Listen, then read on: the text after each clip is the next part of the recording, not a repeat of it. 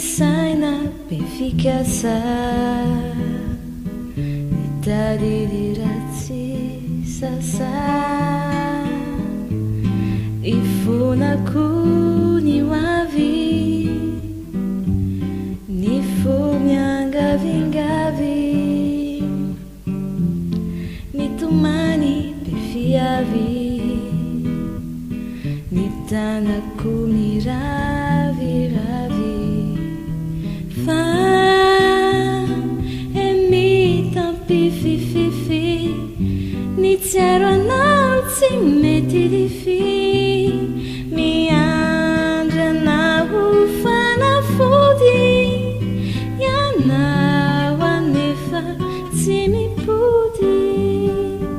fa emitampifififi ny tsiaro anao tsy mety dify miandranaho fanafody ianao anefa tsy mipody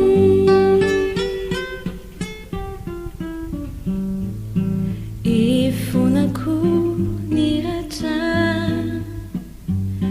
ny teny mahazatra ny fitia tsombitratra ny adiady zay tsy vatra ifonako ny hira tongako mamiravira lay fitia